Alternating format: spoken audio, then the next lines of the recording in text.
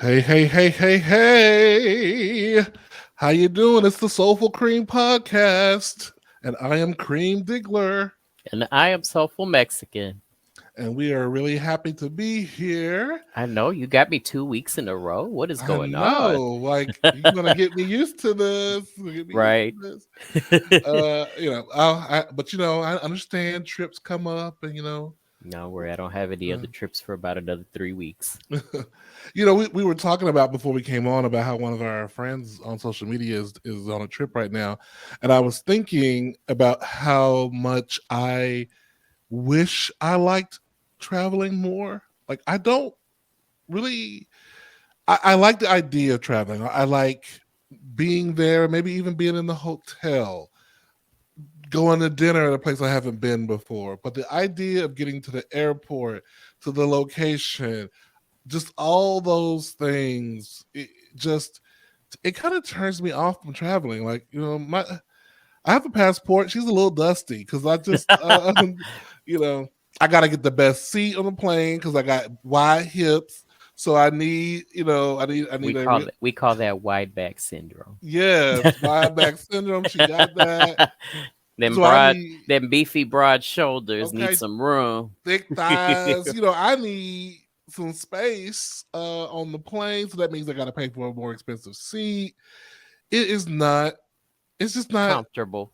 easy to travel for me. And so I don't know. I'm never in a big hurry to do it. And I feel guilty because I feel like I should be one of those people who want to Well, be out there. what if it's not airfare? What if it's a road trip in the comfort of a vehicle that's more configured to your level of comfort? I am down for a road trip. That means road trip snacks, Okay. like I'm totally down for a road trip. And you know what? That's a really good point. Maybe I should start thinking more like along those lines and doing what I do like to do, sort of, Hmm. which is I like to. I don't mind driving, Yeah. and and being in control of when you stop. You don't have to be next to strangers on the Yeah, I tin totally can. get it. I mean, obviously, I enjoy traveling, but as I've gotten older, I do find myself becoming less patient with the minor inconveniences that we encounter, the long Hmm. lines at TSA, the people that act like they've never been through a TSA line before and keep forgetting they got stuff in their pockets, so they have to keep going through the buzzer in front of you before you get to go. Then you get on the plane, and you've got the people that don't know, act like they don't know how to find their seat. Then, God forbid, you have a screaming child on the plane. But Lord, and we haven't even gotten into flight delays and cancellations. So, no, we have not. the airport industry can be a royal pain in the Yeah, ass, but I it'll have get you there so. quick. I mean, like I enjoy the ride on the plane if I have a good seat. Like I don't mind flying, Yeah. um, but as you said, yes, those kind of inconveniences of getting to that point of takeoff. I usually get to my gate at least 90 minutes before takeoff. Usually, Yeah. that's how And far yeah. yeah, and you were talking about seating on the plane, having broad hips and broad shoulders, and we haven't even talked about the bathroom on the plane. There's a porta potty is bigger than that. Oh my god, the bathroom. It's like you got to stand and pee from the hallway and aim into Child. the. The bathroom. Can we talk about the bathroom? I don't even. I try not to go. Like I will Right. purposely. I have to like okay, stop drinking and eating an hour before the flight. Like I won't do anything. I try to Yes. get on the flight totally empty so that 15 I minutes till boarding, last minute bladder check. right just try to just be totally emptied out to so I can enjoy the flight, not have to get up, not have to cross in front of Yeah. somebody. Just all that shit, all that Kind shit. of makes you wonder about people who claim to be part of the Mile High Club. Like how? How? How? Stick figures. How do two people fit in there? I have no idea. Stick figures. I mean, maybe if you're a superstar, you can like fuck in the back of a bed, in the back of your plane or something like that. But In the cargo area. Although people be getting freaky though, like hand jobs, underneath blankets. Well, you have to bring your own blanket now. They stopped giving out blankets in the airline a while ago. Oh, Probably, that's true. probably because of that. That's probably true. Lift up the. I can see somebody lifting up The the, flash. the thing in between them. If you sit Oh, next the to your little arm yeah, separator. the arm separator, and doing a little side poke. You know, if I mean, if you're able to run it around your thigh where it comes out the side and you're able to poke somebody. no, I mean, you turn to your side, and they on their side. Let's say Mm. they on their side facing the Oh God. wall, and you're facing, so you're like spooning, right? And people may think y'all are just spooning on this long trip to Hawaii, but actually you're going to Pound Town. I don't know if it's a valid pound. Maybe it's a maybe just a little indentation, Yeah, it's not probably a little necessarily a invitation. pound. Yeah, it's probably just doing just enough so you can say you did it, just so you can be like, okay, I inserted. We were part There of you the go. club. That's what. This took a direction. I wasn't expecting this direction. But Uh, we're here for it.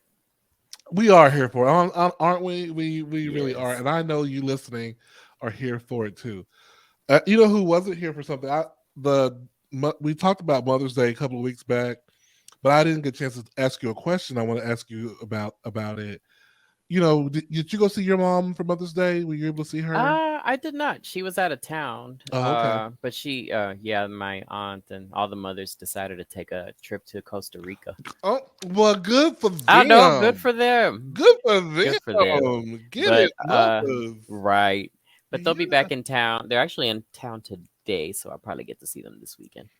Oh, so cool. Well, whenever you are around, let's say nieces and nephews, I don't know if you have nieces and nephews who are this old yet, but I have nieces and nephews who are college age now, and I find myself doing that thing where I'm like, "So, what's your major? What you're doing next? So you're not in college right now?" And I'm really just interested, but I know that can kind of like come off, in a Nosy. bad way. Yeah, nosy, pushy, You judgy. Because I am judging a little bit on the inside. I'm trying not to. I'm not well, letting it out, but I am judging a little bit. I mean, if the only time you get to speak to your nieces and nephews are family get-togethers, then they're valid questions, not It because you're is. looking to judge, but It you're trying to is. get to know them. Yeah, because they You don't know. respond to texts. Because I text them and said, "Hey, what's your major?" And I didn't get any response. Mm. So now I'm asking all my questions. And my brother was like, "Well, what if they turn this tables on you and start asking you questions?" I said, "I would love it. I would Yeah. love for them to ask me about what my future Take an plans are." interest in your life. Yeah, yes, because it's so one way street, and I understand they don't have the tools, I guess, right now in their life as the people who they are. I guess I don't know. Or maybe you just have to reconfigure your communication strategy to something that works for them. Like I maybe a try. TikTok video. Right. Oh, have you seen this? This your uncle. Answer my call. Right. Respond to my text. They probably would be like, "Oh my god, he is the worst." I don't know. hmm Until you get a million shares or a Right? million views Or $1 million. That or a might. million people telling them answer your uncle's text. Right? Right. Like we're answering your text to get you to quit texting us to answer your text. Yeah, And but no. I hear a lot of people, I see a lot of other families and dynamics where they really try to make an effort to get to know each other and have a relationship that extends outside of family functions. hmm And, there are times that I think that would be great if I had that too. yeah. Mm. Yeah, I would love it, but they're off living their own lives now, and maybe hmm if I had a pool house and stuff like that, like, hey, y'all come sit at the The pool house. fabulous uncle. Yeah, I could be the fabulous uncle, but it's I all mean, we're right. almost there. We just got to build the pool and get one of those tiny house kits in your backyard. Right. Uh, all right. So, y'all, today our main topic is going to be: is it okay to cry at work? I'm so ready to talk about this. I feel like it's kind of uh, of a controversial topic on some level. I know some people may find it kind of there's some gender bias in such a topic, but I'm looking to explore that topic. But before we get into it, I really want to talk about a couple of things related to movies. Um, First of all, let's start with the movie that's out now, which is The Little Mermaid. Okay, or Uh, it was out Friday. Let me stop. You take it high, take it low. Mm,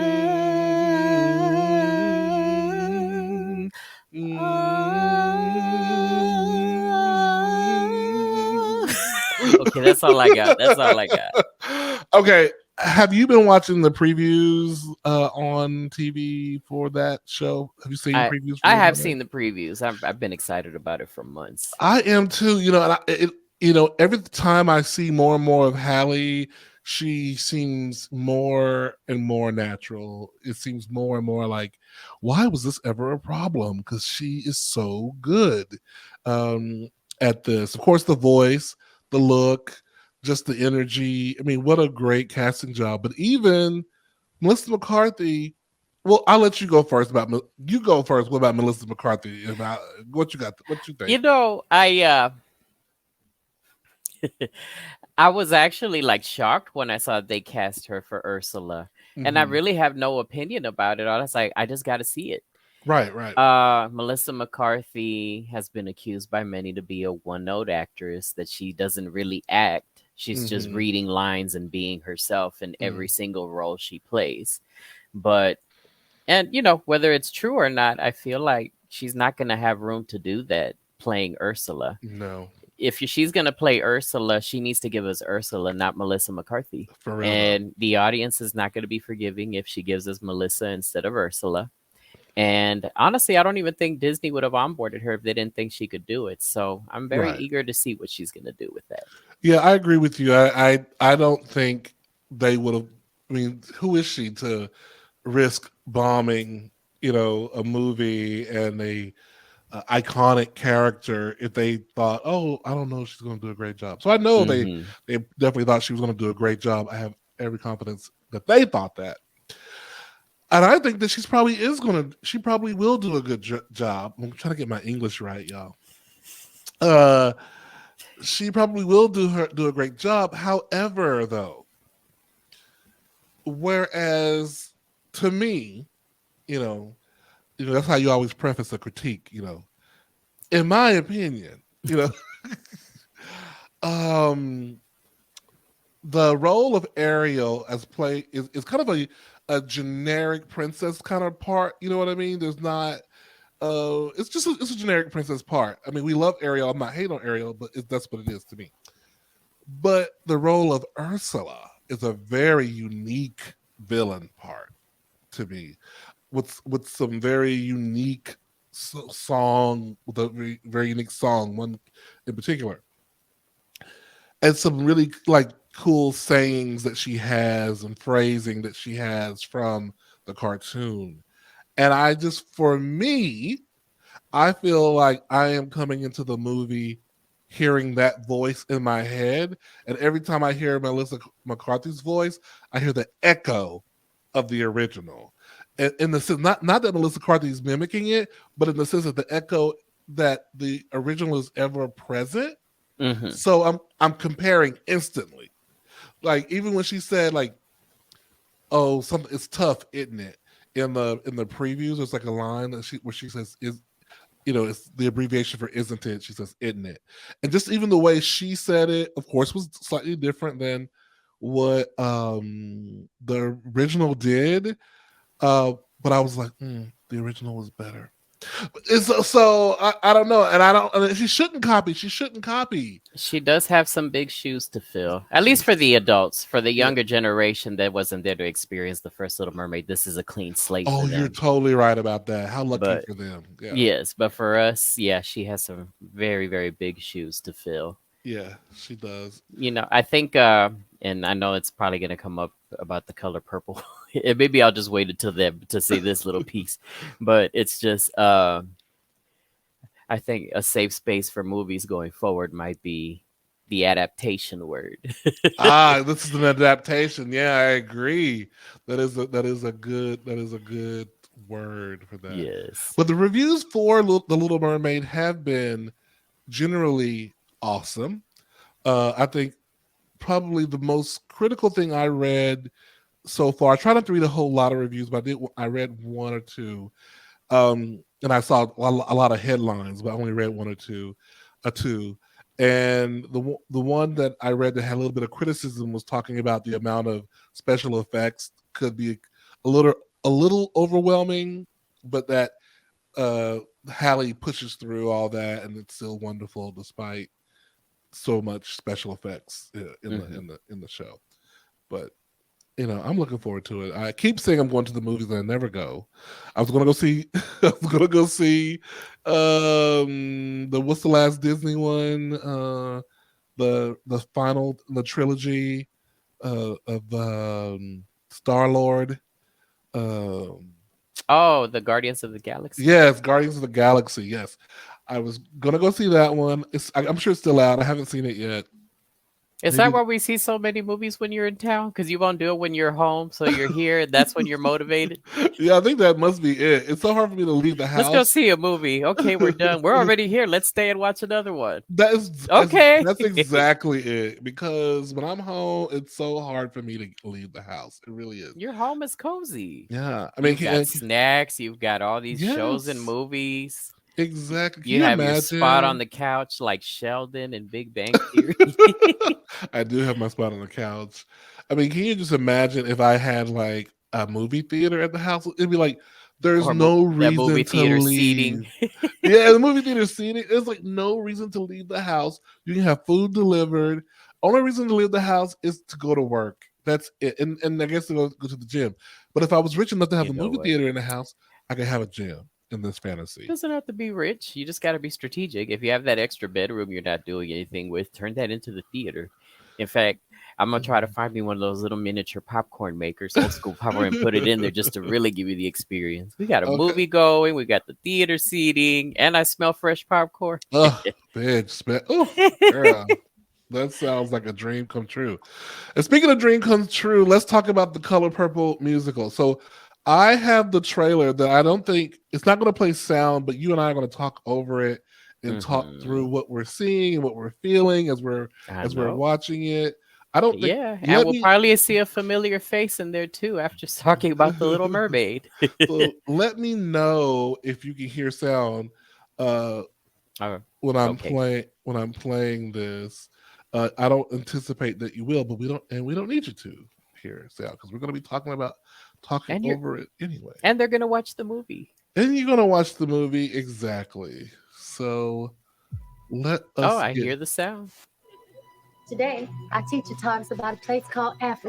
Ooh, the little mermaid done moved over. Means a right. You got Hallie playing the sister, Nettie. the we Nettie, and we got a newcomer royalty. here playing. I almost said Seeley. Fantasia, Seeley, just like Fantasia, right? Well, Don't believe Fantasia's a different character. you Well, didn't love Fantasia Seeley. me. Is Afternoon. she? Yes, I Fantasia mean, it's been a Seeley, while. honey. Yes. Even if we have to That's her part, singing right you now. and me.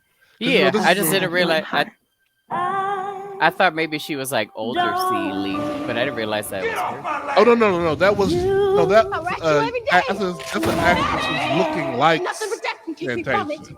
Yeah, that's not Fantasia. No, there's Fantasia. That's Fantasia. Okay, so Yeah, young Seeley is a different actress, Oh, but yeah, just like in the main it's Just so ain't movie. got she no is older kinfolk around Seeley. these parts. All I Yeah, Okay, have old is my girl sister. from Orange is the New Danielle Black. Brooks. she's Yeah, the only one ever loved me. I mean, I I'm love gonna hold my the head up. cinematography, I'm and they're gonna giving me put the cinematography. my Oh, shoulders and they kept Steven Spielberg and Quincy Jones. As producers, There's yeah, gonna be some changes made. Put it on. This ain't me. Hush. We need to look like we belong. Now see this smiling girl. Sweet loving God. on Christmas. to the Of course, that must be a fantasy sequence that Keely had, right? Now it's talking.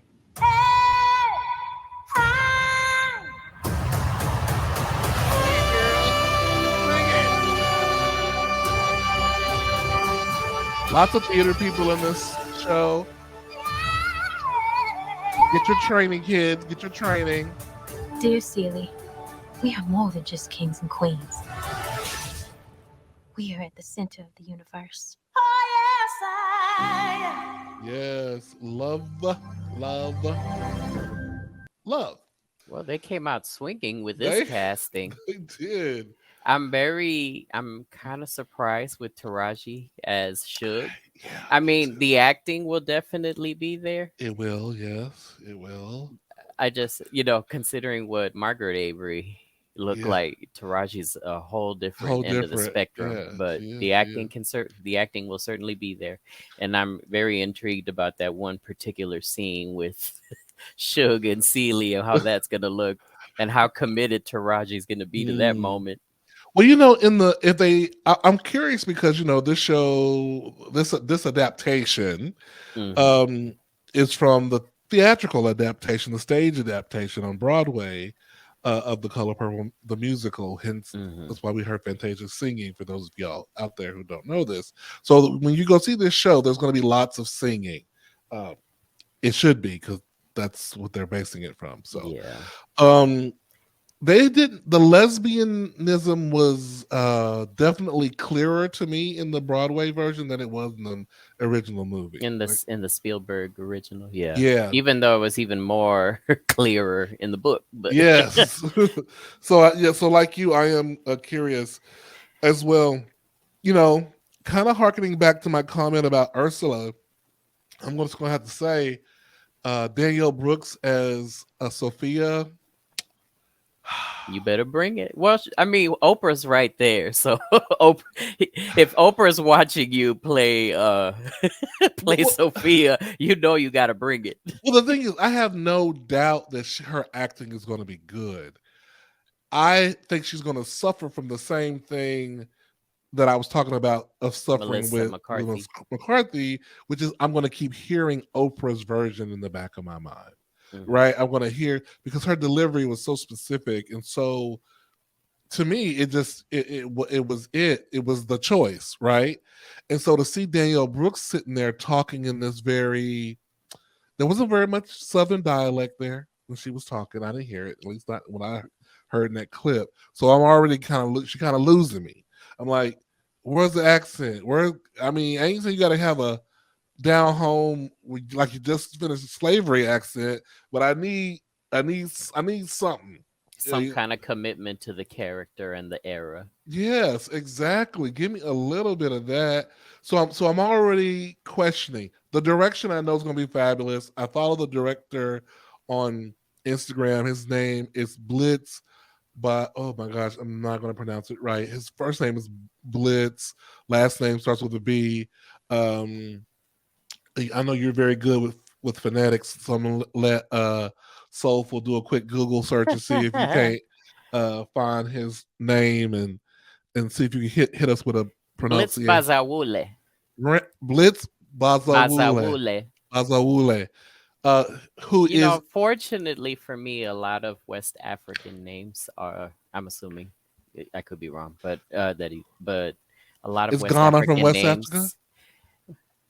Uh, Is Ghana? Because he's from Ghana. okay. Well, Yeah. a lot of African names like that are very easy to pronounce because I pronounce them like they're Spanish. Ah, gotcha. So Bazawule. Yeah. Mr. Blitz is a Renaissance man. He has some couple of independently released rap albums. He was co-director of Black is King with Beyonce, where they got Grammy nomination for that. He's written a novel uh, that he wrote during the pandemic. Like this man really kind of does a little bit of everything, and so I am sure the movie itself proper is going to be excellent. It's going to be an event. It's going to be talked about forever, and it's probably going to go up on the level with the original based on just the what we're seeing here. But I also want to talk about Again, you've got Steven Spielberg in there. You've got right Quincy watching it. Jones, Yes, which I'm assuming is going to be doing the music right. and the I soundtrack. imagine. That's some tremendous talent and firepower they put behind that. And can we talk about giving people second chances or people kind of I don't know, doing better once they get older. Because Fantasia played this part on Broadway years ago, and she was a mess. Uh, She could not I handle was the Broadway schedule. She was calling out sick all the time. I, She I was a was mess. debating whether to bring that up or not, but yes, I remember she had just won American Idol. Oprah, Mhm. you know, Oprah basically backed and created this whole, Color Purple production for Broadway, which didn't exist until No, then. yeah, yeah, And the biggest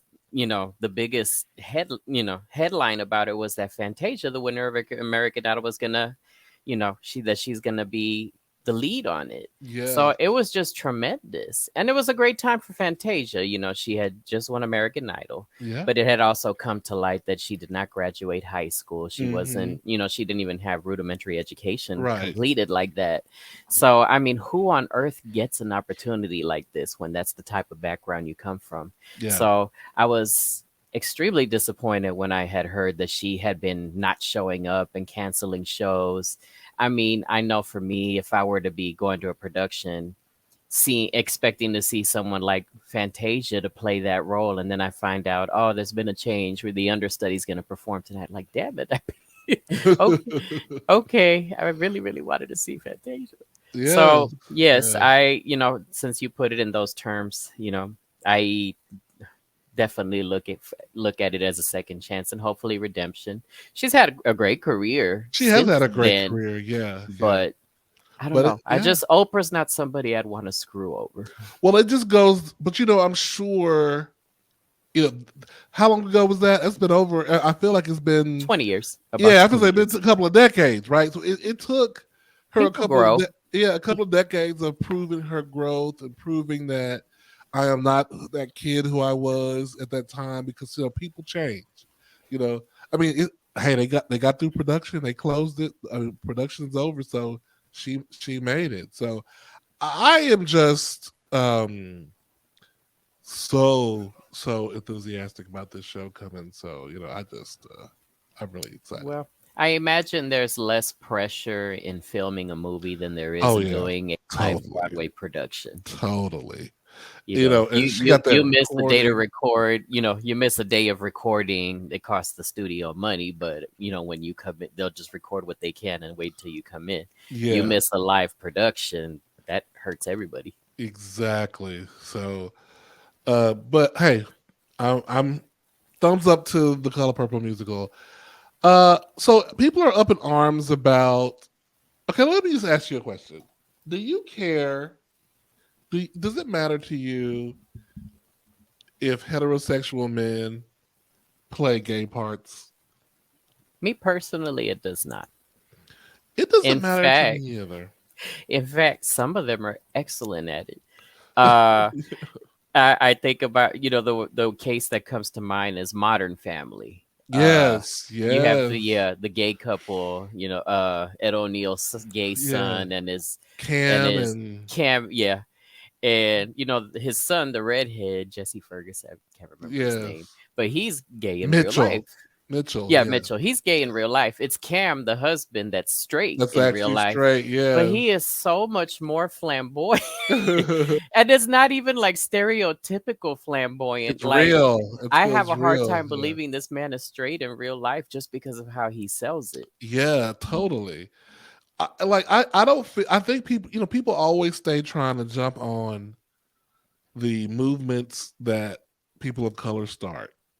And you know, of course, you should not have white people playing Latino, you know, Or or Egyptian gods. Egyptians gods. They shouldn't be walking around in blackface, in movies. Duh. Okay. It's like, but we don't know just because a person has identified publicly as heterosexual. We don't know if that's if that's who they really are anyway. We don't know. We don't know what they experiment with, what they play with in the bedroom. We don't know. And to me, even if we did know, it doesn't really matter. It just doesn't matter. I don't see the equivalency. I see it for trans. I see it for trans roles that maybe that you should not be divvying out trans roles to non-trans people, who don't identify as trans. Not that we're asking trans people to out themselves, but I'm just saying I just wouldn't do it if someone didn't identify as trans. But this whole thing about Joaquin Phoenix, who's about to do this NC-17 movie that's going to have some explicit gay sex that's so hardcore that it's going to be rated NC-17. How dare you try to stop me from seeing a heterosexual man get plowed on the screen? Okay, how dare you try to stop like that us. doesn't happen in real life. Right. Hello, lights. So, Well, yeah. I agree with most of everything you say, and I absolutely think that, especially when it comes to roles of trans individuals, that trans actors and actresses should definitely be given a heavy consideration beforehand. The only time that I feel a little conflicted with that statement, though, is with the movie The Danish Girl, because that actor was straight and he was cisgender, but he played the hell out that role. He did do a great job, but I'm sure there's a bunch of white folks that would play great Latinx folks, but that don't mean they should get the part. To me, in my opinion, I guess when I think, I think when I think of like, trans, we don't really have that many trans characters in roles, but I do love that trans actors and trans actresses are being given another opportunities to play roles without the trans aspect being I watched that show Loot with Maya Rudolph, and it was nice to see MJ Rodriguez in there. We know just she's existing. We know she's trans. We saw her do an amazing job on Pose, and here she is being amazing, just being a woman. Don't have to question the trans aspect. Don't have to it's not a subject of discussion. It's just about her fitting this role as is and bringing the talent, which was excellent. Right. Laverne Cox has brought so much life to so many different roles in the different movies that she's been in and different shows. Right. But it's definitely more impactful. Let's say, thinking about Laverne Cox's role in Orange is the New Black, it's more impactful to have. Well, not impactful. I think we have to make space for trans people to play those kind of parts because, as you said, there aren't a lot of roles that are specific to trans people as it is already. So it's like we can't be taking food out of their mouths. No matter how fabulous a cisgender person may be in the part, because I think a good actor is a good actor. Honestly, a good actor can find truth anywhere. So it's really not about, to me, in my opinion, about the quality of the acting as much as it is about equity. So I think. Yeah. Let me stir the pot a little bit. Go ahead. Go back to The Danish Girl. So the cisgender male actor that played that transgender character, Eddie Redmayne. For the sake of argument, would you rather Eddie, who played the role with the type of fervor that he did, be replaced with a trans actor who's going to do a mediocre job on the role just because we'd be giving it to a trans actor or trans actress? I know that some people out there might say that's a similar argument that people make to eliminate affirmative action, because they say, well, we're taking a job from a good white man, to hire these people having any kind of quotas and stuff like that. Such a political response, answering the question without answering the question. I'm going to answer.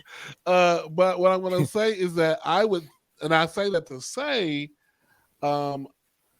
if that's the okay, first I'll say I'm sure we could find an actor who was trans to play the part.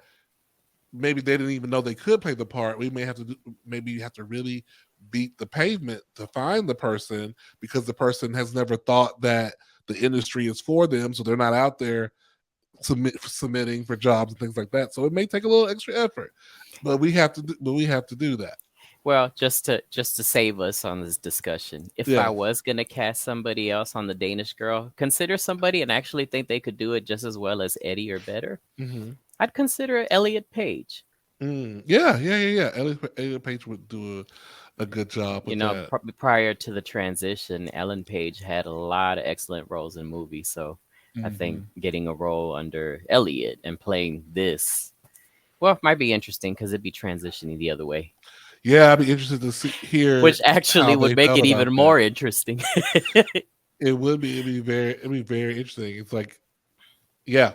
No, I'm okay. That's a lot to unpack there, but I totally see where you're going.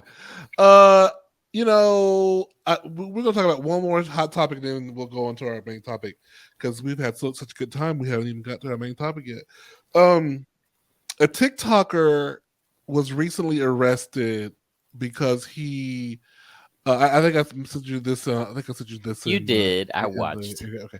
Yeah, he was recently arrested for. So somebody had their door open to their house, and he filmed himself just walking into the house, just walking around. The man came upstairs, asked him to leave, and told him to get out. The boy sat on the couch, um, and the internet blew up over this. I mean, people are like lambasting the boy for doing this, and the boy is saying, "Well, y'all are just getting on my ass because I'm black." And I'm like, "Bitch, please, bitch, please." So, what do you think about this? So I read the article further, and of course, yeah, people said, "Watch that be the argument." But no, I mean, first and foremost, it's a crime. It's home invasion. You're Hello. trespassing. Mhm. But second of all, one of the other comments that he went on to say is that you don't go viral unless you introduce controversy, which you and I have talked about that many a times. Yes. That all publicity is good publicity, and we've often said that controversy will blow you up real quick. I mean, we've talked about it with Kanye West talking about slavery was a choice, then that same week releasing an album and it becoming the number one album. Let's just face it, we are a culture that loves mess. And he was just the TikToker was just taking after that. I'm gonna do this, which will probably be interpreted as a home invasion. Might even throw in the race card in there. And but he knew what he was doing, and he made that statement. He said controversy will make you go viral. So He why not did. create controversy by A, starting a home invasion, and B, justify the reaction But through what if he this would have got method? his ass shot up in there? Part of me makes me think it might have been a little bit staged, but I guess not if he actually got arrested. Well, if Because he if he sorry, would go have got ahead. shot, like, come on. Is it worth it? That those kind of risks? It's like when people who stand on ledges for social media, and then that dude who actually fell off the ledge and died. It's like, was it worth it? Like, was it worth it to get No, 10 million views no, and end you up dead? might go viral. You might be a trending topic for 15 minutes, but then you're gone forever. Then you're Nobody's going to gone remember your name. forever. If you're lucky, one in a million person 10 years from now will remember, hey, you remember that person that fell off the ledge? Won't even remember a damn thing about you, except Right. that you And we're could not have gonna even been a remember old boy. valedictorian. You could have had some tremendous achievements under your belt, but all they're going to remember is that you're that TikToker that fell off a ledge and died, if you're even worth remembering. Yeah. And the thing about it with this guy going into people's houses is it's what is your end goal? I guess is your goal to be, I guess, like maybe like Jackass, I guess Jackass used to do all kind of crazy stuff, invading people's shit when they were in public spaces. And there's plenty of funny videos of people doing that kind of content. But to go into someone's sanctuary, to their abode, is crazy. And in this day and age, you're asking to get shot. You really are. You really just asking to get shot. And let's face it, as a black man, you're triply asking to get shot. So he a dumbass. He's a dumbass for doing that. I really, really think he's a dumbass. Yeah. Oh Please my don't gosh. follow So his example. This is moving not a on. challenge. Okay. Okay, my internet, she's struggling. Oh, I hate you, Optimum. Uh, moving on. Is it okay to cry at work? I did a little research on it on the topic because I have my feelings, very strong feelings about it. But I want to hear from you, Soulful. What do you think personally? Is it okay to cry at work?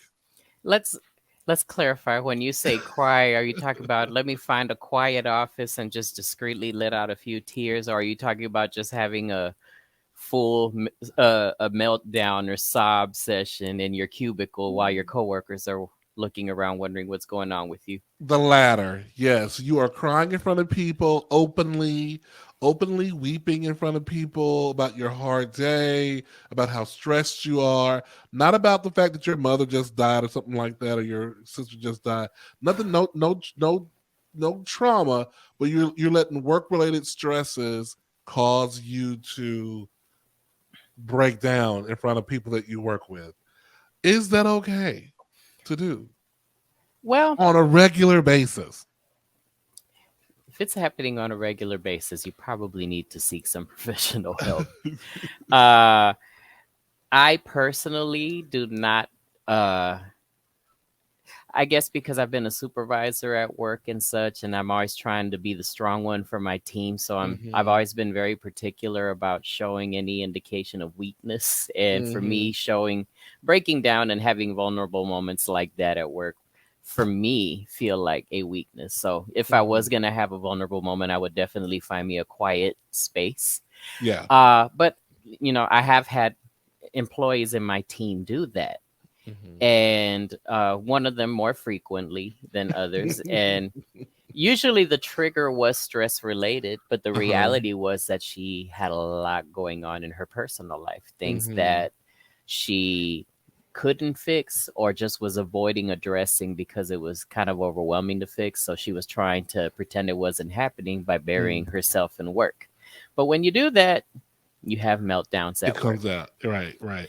S- I've seen that. I've seen that. And the article that I read was a proponent of letting people do it. It was saying that the supervisors should not frown upon an employee. Like, say, if you give someone kind of like, hey, these are some areas you need to improve on. You kind of messed up this week. And if they start crying while you're talking, you shouldn't necessarily stop talking about what they're doing because in some women, this is what the article said. The article said it, not me. That in some women, that's how they process crying. Is how they process stress, and they shouldn't be shamed for doing that. But my thing is this: um, where is the line between emotional you being a detriment to the workplace because what about the person who expresses their feelings through anger, right? And not necessarily anger in terms of like Breaking shit. breaking shit, not that, but I'm just pissed. And when you're talking to me, that makes me upset that you're critiquing me, and my Yeah. brow furrows, and I'm like, yeah, I hear you, yeah, I hear you, uh-huh, uh-huh, as opposed to, yeah, well, I hear you, yes, yes, I hear you. Like, Yeah. okay, to me, we're making more space for feminine reactions than we do for male reactions in the workplace, and that's just how it is. Because I know Maybe based on the article. based on that article, yes, I know that there's expectation of that. Now, frankly, I have seen men act a fool at work too, like be angry and not to me, but at other people, like slamming on tables, like this is unjust, and hitting the tables and that kind of bullshit. Just like I've seen people Slam a crying, door. yeah, that kind of stuff, which is totally not stuff That's I not would do. acceptable either. Yeah, so I guess for me, it's about I'm not going to try to control the entire work organization, right? But I will control what happens in my space. So if you come to me any kind of way that to me is exhibits that you're not in control of your faculties, I need you to leave my space until you get control of yourself. That's So, how I feel about it. well, you and I are both you and I have both are or have been in positions where we manage people, and that's a whole Hmm. different ball game when it comes to managing their emotions as well. Yeah. Um, from somebody who may not be managing people, but is the person that feels these things at work. I think this is why it's so important to have a mentor. Yeah. or somebody that you can lean on, especially in a corporate environment or a similar work environment that has the politics of a corporate environment. Because even though you might be doing the job, you might have a decent review period, you might be meeting your metrics. These types of behaviors are going to make it very difficult for you to move forward because people talk. People talk. Yes, they do. So, if you're very fortunate enough to have a supervisor that is a leader and not a boss, they're going to be somebody that's going to take the lead and go out of their way to tell you, hey, I understand you're stressed and you're crying. You know what? Let's move you to this conference room for a little bit and talk about it. Or if you just want to cry, let's do it. And, they'll try to take you out of that public space so you don't embarrass yourself. Yeah, yeah. And then when I know for me, when that happened, I would say, hey, do you want to talk about it now? Do you need a few minutes to calm down? Do you want to just go outside and take a walk?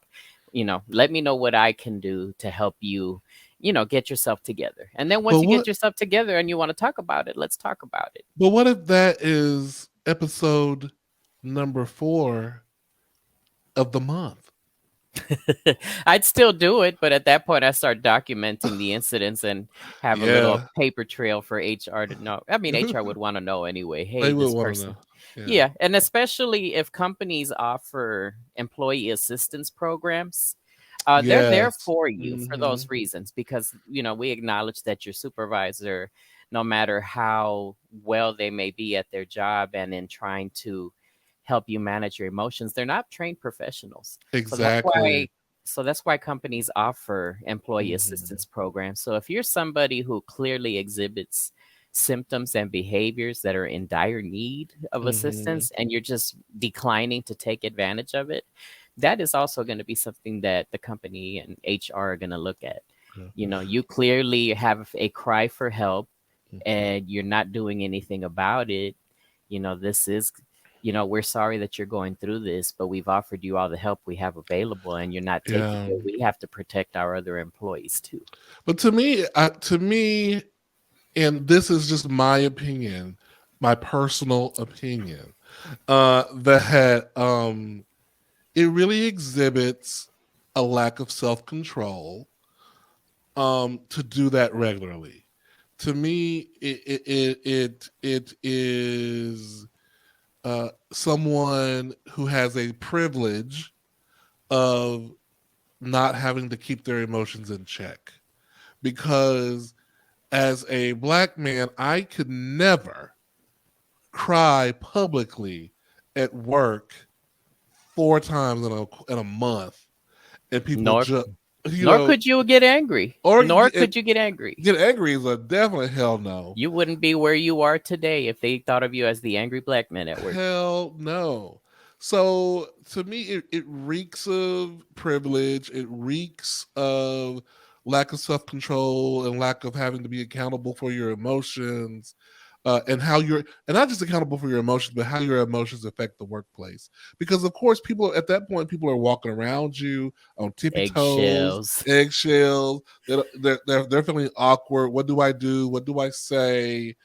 You know, it is not conducive to a healthy working environment to if you have people doing that regularly. Can you imagine everyone just always just fucking doing that anytime they just felt the impulse to cry at work? They'd have cry rooms. And we're getting to that point, and that's what we need, because there's such a lack of accountability for our behavior and our emotions. We were talking last week about or last episode, which what happened to be last week, about these students and their, what was that thing called where the kids want to sleep in and not go to school Oh, and shit? I forget the term, but I Yeah, remember you saying that school was too stressful to go to. right. And and we're letting people get away with that stuff. It's like people's child. I don't want to get into my soapbox about it, but I just feel like people are so often seeking to anything they can do to not be accountable for their shit, and for the energy that they bring into a space, and it's like you just have to deal with it because I'm feeling this way, and I'm a human, and you just have to deal with my shit. And it's like, no, motherfucker, I'm a human too, and I got my own motherfucking shit, and I don't want to have to deal with your shit. Keep your shit to yourself. I know that's how you'd love to react at work sometimes, but you can't I can't because that's because you hold yourself accountable. That's right, because I hold myself accountable. I hold my. That's why I Yes. podcast so I can let that shit out. You know, through my alter ego. That's right. Yeah. Yeah. I in my last job, I had two moments where I cried in the job. There was one time where I was in my cubicle. It wasn't like a loud sob like where it made everybody uncomfortable, but at that particular time, I was working for a very unorganized, very biased boss, Mm. and she fell behind on. We had like 8 people on our team, and we divvy up all the work. And I guess she miscalculated and fell behind on all of her invoices. So she put the other 7 people in the team to focus on invoices and left me to do the entire daily operations workload, all the tickets, all the incoming emails, and all the incoming calls. So, Mm. needless to say, I was a little overwhelmed. Yeah. So, I took a moment where I just took a deep breath. I might have missed a call or two, and a few tears shed down my face because I was just like, I can't believe I'm working for this manager who actually Mm. thinks this is acceptable. Mm. Mm. But I hung in. I pulled myself together. I hung in there, and a year later, I replaced her. So, Oh, boop, boop, boop, boop. the other time, and this will probably be a little bit more, it's definitely a lot more personal, but I was picked to do a project with one of our other locations in Dallas, and I got up there, and no sooner did I get out up there, I got the notification that somebody that I had been seeing for a long time had passed away. Mm. And this is after I talked to him that morning. Mm.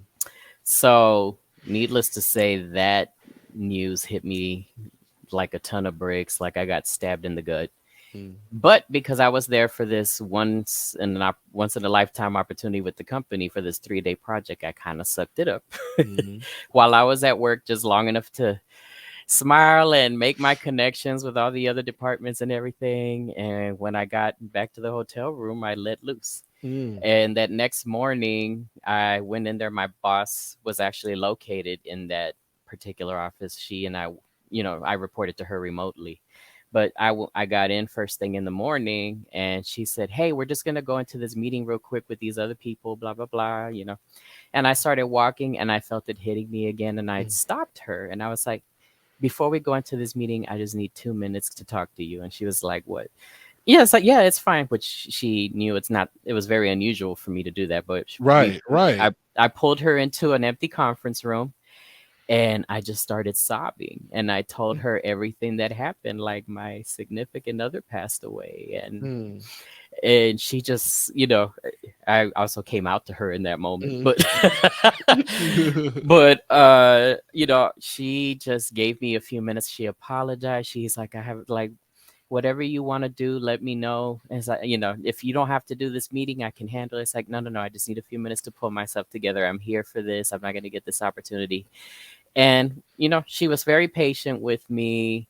She really supported me. And Mm. after I got it out my system, I Yeah. pulled it together and I went to that meeting like I was having the best day of my life. Right. And I totally feel you. And I'll admit, I have lost my shit 2 times over the course of my career at work. Where like I've been angry like with students when I was directing them or something. That's different. But like when I really lost my That is shit, different because that's yeah, when the pressure. yeah. I'm making diamonds at that point. But I'm talking about like when I was like I I was really not in control of my faculties. One when I was going through a lot of external shit that had nothing to do with work. But this particular night at work, I was directing this play, and this student wholly disrespected me. Like outside of my other shit, I would have been upset, but I would have handled it a lot differently if I wasn't having this other shit going on. And I remember just yelling at this room full of people. I mean, just uncontrollable. Like, I can't believe you would do that. How dare you do? Okay, Tyra, we were rooting for you. Learn from this. and but then when I saw the student goes, hey, it's okay, just calm down. And the fact that a student had to tell me to calm down checked me immediately. And I just walked out of the room. I felt like it might have been just 60 seconds. And I was like, okay. I took a deep breath and I went back in and I said, I'm sorry. And I apologized immediately. And I said, now how I was spoken to was wrong, but how I handled it was even more wrong. And and I wouldn't want you guys talking to each other like this, the way I just spoke to you. And actually, it kind of ended up giving me even more respect because the students were like, no one has ever apologized to us before, for doing something like this. But it never happened again after that. And I think it got me because I wasn't aware that I was capable of that. And so now that I know that I'm capable of that, I've had plenty of opportunities where that could have happened, but because I was aware of it, I could check it and it never happened again. Now the time where I cried at work was once because once again, horrible boss, a bunch of shit was going on. And and I think we were having this sharing moment at a rehearsal. Everything happens in rehearsal. We were having this sharing moment at rehearsal. And I was just like, it just feels so good to be here at rehearsal. This is the best part of my day. And I just started crying, like, this is just the best part of my day. I'm just so happy to be here. And I mean, it lasted maybe 30 seconds, and I sucked it up and we kept going. But I hated that I did it once. I really did hate that I did that. But that was just me. The human came out. The human finally came out. But my thing is, we can't be human all over the place. Like we can't be being human 4 times a month, angry, crying, wailing, and shit like that all the time. If we are, we need to get new jobs. I think if we You were in the wrong field. you're in the wrong field, if your field of work brings you to tears multiple times a week, it really is the wrong field for you. So if you take nothing from this discussion, honey, find a job that don't make you cry, bitch. That is my Well, advice. one that doesn't make you cry that often. Yeah, I not that swear, I often. learned Yeah. something new about you every time we do one of these. I'm so used to happy-go-lucky, always smiling Cream, and to hear that somebody would take you there, it's just mind-blowing to me. Yeah, can you imagine? You know how hard it would be to take me there, but I know, for them to yeah. meet your other two friends, this is fuck around and this is find out. Yes, okay. But Yeah. there was so much that you said in that first incident, and it's so much we can learn from that. I mean, we are human. We're gonna have moments like that where we snap. But those 60 seconds that you took to pull yourself together and come back, and the fact that you apologized immediately, but you also said, the way you handled me was very disrespectful, but it doesn't give me a right to talk the way to you either. So I apologize. That's very huge, very Yeah. huge. So I'm sure all of that was enough for your students to see you in a different light. One, because they realize you're not a pushover. It's a Mhm. choice that you Yeah. handle them the way you do. Yeah. And two, the fact that they realize you're not so big in your role that you can't apologize and acknowledge and take accountability for your part. So Exactly. kudos to you. Yeah, and it's like when you going on to do that meeting, the fact that I'm sure your boss looked at you as a soldier after that, like, okay, this is somebody who is, if you call off sick, he's sick. You know what I mean? Like, this is someone who is reliable and and able to step up in pressure, which is what I try to talk to my students about all the time. Is that sometimes the show must go on, even though life has thrown us some shit. Like, to me, like, unless they call you and say, hey, we need you to get out here, get out of whatever, stop what you're doing because only you can save the person. You know what I mean? Like, that's different. But if the person if what has happened, if the person's in the hospital, finish your commitment to the people who are around you, and then go on and handle that stuff later. And some people would say that's not very human of me, but that's my personal Hey, opinion. hey, Cream can only do so much. Okay, Cream can only do so much. All right, so we're gonna round this hour out with our favorite recipes, and the rule was basically you need to have like 5 ingredients or less to be able to make this 'Cause this recipe. I used to enjoy that show on Food Network. Was there a show called Five Ingredients or Less on Yeah, Food it was Network? with Claire something. She competed in one of the seasons of Next Food Network Star. She didn't win, but she ended up getting her own show, A and it was show. 5 ingredients or less. I love that. I need to research that. I need to see if she has a cookbook or something because that is a great Hmm. idea. Well, my first recipe is for fried catfish. Okay, Oh my fried god! catfish is one of my favorite things to make. When I And it's am, one of my favorite things for you to cook. it's so simple.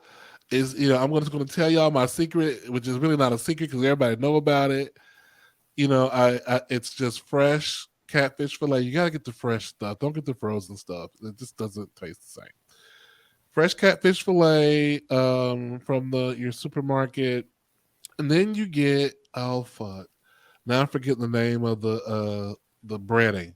There's there's a certain breading I always get. It's in a blue package. Um, damn it, I'm gonna put it in the Just post it in the I'll comments. put it in the comment section. So it is pre-seasoned breading. Then you got the oil.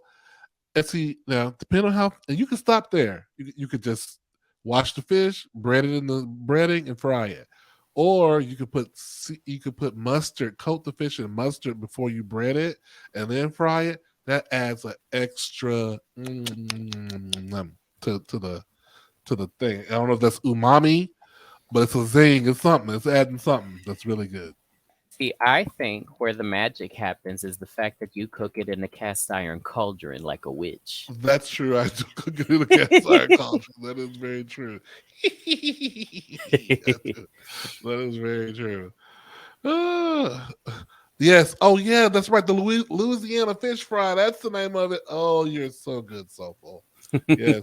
Yeah. And the seasoned crispy version, not the. I mean, the beer battered stuff is good. That's great, but it's not the same as the season, the blue back package. All right, Sofa, what's your first recipe? I actually did it today. It's a newfound my tastes have been changing with this newfound diet that I've been on. I say Mhm. newfound, I've been on it for 10 weeks now. Good And for you! I'm Congratulations. still on it. And but I've had to change my cooking strategies as a result. And today for my dinner, I tried this TikTok recipe that I had seen. It was a catfish recipe, but I actually did it with mahi mahi, which is actually my Mm, favorite fish. mm, But the sauce that I put over it was basically heavy cream, sun-dried tomatoes, Italian seasoning, garlic powder, and onion powder, and then salt mm. and pepper to season. So you Nice. basically just cook the sauce with all those ingredients in there, let it reduce and thicken a little bit, and then you pour it over the fish. Wow. Okay. Yeah, So very what simple. was the sauce again? Heavy cream and then the seasoning. Yeah, heavy cream. I added a few extras myself. I added some butter to make it a little more rich. I added Mm-hmm. some vegetables like onions and green onions, mushrooms, and bell peppers just to give it some Good. color and more substance. Gotcha. Okay. Of course, it was getting the sun-dried tomatoes also added to it. But yeah, I Nice. poured that over the mahi, served it with some air-fried asparagus, and that was some good eating. I I would do love that with sun-dried chicken too. tomatoes. Oh yeah, that would be good with chicken. That is a good like basic sauce to cover on a lot of things there. That's a good idea. My next recipe is really quite simple, but it is a revelation to me. Taking a beef hot dog, putting little bitty slices in them, like don't cut all the way to the base, and cooking them in the air fryer at 400 degrees on if you have a uh grill, what do you call it, pan in the air fryer, not in the air fryer basket, but like a grill basket in the air fryer, because that way you get the grill marks. I'm sure it's just fine in the regular Yeah, basket. but hot dogs are always best when they have the little burnt parts. Exactly. So you get the little burnt parts in them, and so basically you ain't doing nothing. You just taking hot dog, throw that hoe in at 400 degrees, uh and set it for like 7 minutes, I would say, and then halfway through turn it so that you get grill marks on both sides. Don't forget the little slits in it because that keeps it from popping and exploding in the thing. And then do what you will. Make your chili dog, make it whatever. Do it with just naked bread. Eat it breadless. If you going whatever, I You don't don't care what want you do. carbs. The first time I had a hot dog in the air fryer, I was blown away. It was a game Yes, changer. it is a It's a game. whole different experience than having a hot dog. It But is. I never thought to put that little slit on it, which is kind of brilliant because the first time I've been into an air fryer hot dog, those hot juices just let me not. But Oh, all over your face, reminding I you of was a like, date. I was like Jill Scott in concert in front of the mic. Yes. Okay, what's your next one? um, so one of my favorite Italian dishes is chicken marsala.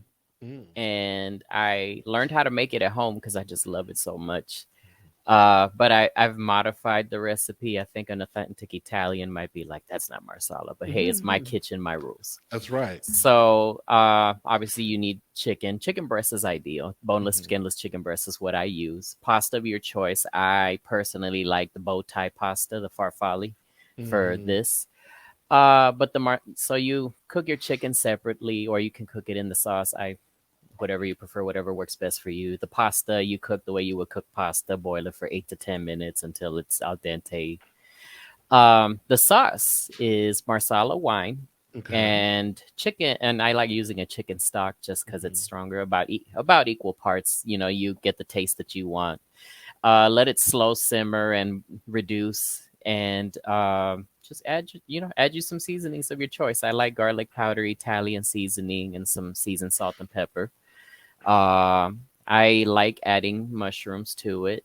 But I forgot what I add for the green, not bell pepper, but I'll add spinach to it. And what the one ingredient I add that doesn't normally come with it is red bell pepper, just kind of little chunks of it. Mainly because of the color, because I want that green and that red to pop when you on the dish, when you mix it, when you put the chicken in slices with the sauce on it on top of the pasta. It really gives it a lot more presentation. So somebody's Nice. probably going to look at it and be like, why is there bell pepper in this chicken marsala? But when you eat it, you won't care because it's delicious. Right. That sounds good.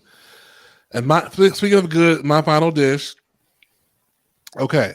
So actually this just came to me. I had something else. I was going to say air fry salmon, but then I realized actually I have a dish that's better than that. Um it's kind of like a breakfast mash where you take uh the frozen potatoes that come with the onions and shit already in it. What are those kind called? What are those kind of potatoes called? Y'all know what I'm talking about though. The Yeah. frozen like the little diced tomatoes. Okay, not tomatoes, potatoes. Potatoes. Potatoes that are diced. O'Brien potatoes. That's it. Take the O'Brien potatoes. Take some, which I'm over here. I'm frying that, or you can bake it, but I'm frying it. I'm frying it into olive oil over here. Okay, in another pan, I'm frying up some sausage. Okay, some ground sausage like Jimmy Dean's. Okay, I'm frying up some hot Jimmy Dean's over here. In another pan, I'm going to scramble some eggs. Okay, and I'm going to put a little seasoning on that. So I'm going to combine the scramble, egg, combine the crumbled Jimmy Dean's with the eggs and the potatoes, and I'm putting all that together with some cheese on top. That's 1, 2, 3. Cheese is the fourth ingredient, and then I'm adding some salsa on there for number 5. Okay, I'm going to cheat and say 6 because I'm putting some sour cream on that shit, definitely. So it is so good. The breakfast scramble. You're ready. You're welcome. You've made it for me, so I know how good it is. My mouth is watering thinking about it. And you left off the big flour tortillas that you Yeah. keep there too. Yes. You can wrap it in tortillas or just eat it straight out the bowl. It is a tribute to Denny's used to do a meat lover skillet back in the day with chops of bacon, sausage, and ham, uh, all mixed together like that. And they quit making that shit. I don't understand why, but they stopped. So I started making my own when they quit making it. And yeah. Necessity is the mother of invention. It's funny. I learned that from you because I tend to do my breakfast like that now with this diet. And I find myself making scrambles with a lot of vegetables in the mornings and the eggs. But I find myself now putting sour cream and salsa on it just to give it that extra flavor. And it makes a world of a difference. It makes a world of difference. Or even some good guacamole. goes Hmm. good with it too. I like a good walk with it. If you want to get fancy. All right, what's your number three? Number three, and anybody who follows my Instagram or any of my social medias and sees what I cook knows that I'm a steak person. So Hmm. very, very simple. I know a lot of people are intimidated with cooking a steak. I used to work for a steakhouse, and Mm. that's where I learned about the different temperatures. Because prior to then, I always only ever ate it well done. I thought Hmm. any type of juiciness coming out of it or any pink or redness was an indicator that was undercooked. Yeah, But yeah, little did I know that there was a whole world of flavor out there when yeah. you tap into that pink. It's surprising that N- the pink actually has flavor. The mm, pink. Who knew? and it's juicy. And But it's juicy. but yeah, I ended up I had started buying the seasoning from there, and Mm, then they started selling their restaurant seasoning in Kroger, so I started buying it there too. mm, But I decided to take a shot at cooking my own ribeyes, and I watched couple of YouTube videos, and just determined the strategy I like best, and that's been the one I've been doing ever since. So yeah. I like cooking. If you have a gas grill, uh, if you have a gas grill, get you a cast iron griddle, one of the long ones that has Mm, the horizontal barks on it. mhm, If you don't, get you a regular cast iron and you can just do it that way. But let's, just for the sake of this, let's say that we have a gas burner with the long cast iron griddle. So I'll normally leave my steaks out on the counter and let them get to room temperature for about 30 minutes before I cook them. mhm. And in that time, I'll put salt on both sides because the salt's kind of awaken the juices. Yeah, yeah. So people that have watched me cook steaks think like, wait, you didn't put any seasoning on it, because I guess they're expecting me to marinate it or put a rub on it. But there's a reason for that. So I get the cast iron really, really, really hot. Maybe even put a little bit of the Pam on it just so that it won't stick. And if the marks are running horizontal like this, I put the steak at a diagonal. Depending Mm, on how thick the steak is, usually about 3/4 of an inch. I like my steak cooked medium. So I will let it cook like this for 2 minutes. Then I rotate it like this and let it cook mhm, like that for another 2 minutes. mm, After that, I flip it and put it in that same position. By then, when mhm. you see the side I flipped, you're going to see those little crosshatch marks. Right, right. So I let it cook like that for 2 minutes before I flip it like this. So it's going Mm, to be about 8 minutes total. Now, from the time that I flipped it, that's where I add those steak seasonings and that pepper. mm, And then when the steak comes out on the other side, I add the seasoning and the pepper to the other side. mm. Now, anytime you cook a steak with that method, you want to let it rest for about 7 minutes. Let the juices kind of get back where they need to be so that it doesn't just pour all out on the first slice and get dry on you. Now, is the reason why you season it like that to prevent burning the seasoning on the steak? Well, the YouTube video says that when you cook pepper like that, it gives it a bitterness, Ah, yeah. which I never thought about it because I've always cooked my food with the pepper already on and I just ate it. But I realized that cooking my steaks this way with the fresh seasoning and the fresh pepper on the freshly seared side, that it still permeates and seasons the meat without cooking along with it, and it Gotcha. gives it a much bolder flavor when you bite into it. Mm, mm. And then just Lovely. add a little bit of butter on top, let it melt on your Mhm. steak, and that's I've how I had do my steaks. I've had your juicy steak, and I can tell everybody that it is indeed juicy and moist, and they too should try Soulful's juicy steak. I mean, sounds like a ad to me right there. You I'm know, just saying the meat market is open. the meat market is open and it is juicy. All right, well, we have come to the end of our episode, and Soulful as always, it has been a pleasure. Likewise, Yeah. likewise. Now I want a steak. Right. I got some Panda Express waiting on me tonight. We did Ooh, very take good. out tonight, so I'm gonna go eat my panda. And next week we should have a very special guest. We won't say who because you never know, the guest may change. But whoever he or she may be, they are special, and we will see. They will join us on episode, which will be episode 60, when the next time this guest joins us. Yeah. Yes. All right. This has Exciting been things. Exciting things ahead. yeah.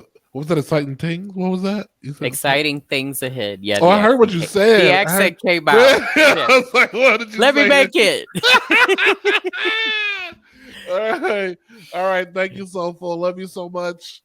All Thank right. y'all for Mwah. listening. And bye. All right. Bye, everybody. Okay.